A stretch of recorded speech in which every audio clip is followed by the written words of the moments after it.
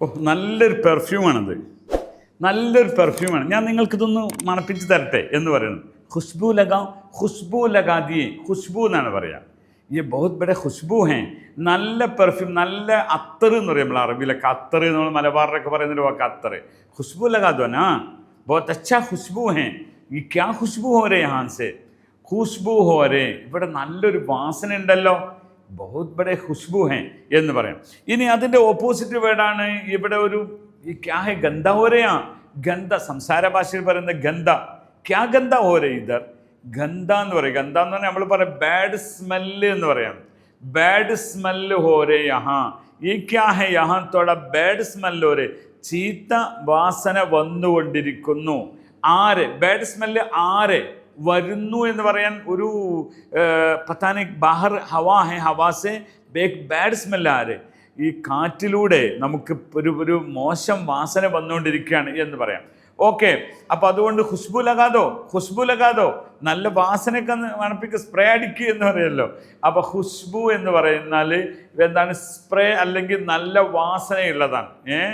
ഈ പലതും നമ്മൾ പറയും, നമുക്കൊരാൾ നല്ലൊരു വാസന ഖുശ്ബു ദിഖാവും ഞാക്കിൻ്റെ നല്ല പെർഫ്യൂം നിങ്ങൾക്ക് കാണിച്ചു തരട്ടെ, മേരെ പാസ് ഏക്ക് അച്ഛാ ഖുശ്ബു ഹേ മേ ആപ്കോ ദിഖാവും, ഈ എൻ്റെ അടുത്ത് നല്ലൊരു പെർഫ്യൂം ഉണ്ട് ഞാൻ നിങ്ങൾക്ക് കാണിച്ച് ദിഖാവും, കോയി ബാത്ത് नहीं दिखाइए आपके ഖുശ്ബു ദിഖായിയെ, നിങ്ങളതെനിക്ക് കാണിച്ചു തരൂ.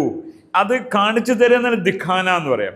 എന്നാൽ അത് പുരട്ടുക എന്നുള്ള ലഗാന എന്ന് പറയാം.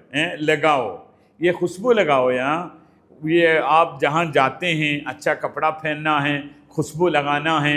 കുട്ടികളോടൊക്കെ പറയാം, ജഹാ ആപ് ജാത്തേ ഹേ, നിങ്ങൾ എവിടേക്കും പോകുമ്പോൾ ആദ്യമായിട്ട് അച്ഛാ കപ്പട പഹന്ന ഹേ, അച്ഛാ ഖുശ്ബു ലഗാനാ ഹേ, അച്ഛാ ഖുശ്ബു ലഗാനാ ഹേ എന്ന് പറഞ്ഞാൽ നല്ല പെർഫ്യൂം നിങ്ങൾ ഉപയോഗിക്കണം, അതുപോലെ തന്നെ നല്ല ഡ്രസ്സ് ധരിക്കണം. ഈ ബഹുത് ഖുശ്ബു ഹേ, ഇത് ചില സംഗതികളൊക്കെ നമ്മൾ വാസിക്കുമ്പോൾ ओह सही है, बहुत बढ़िया है, बहुत बढ़िया है, इतना बड़े खुशबू हैं,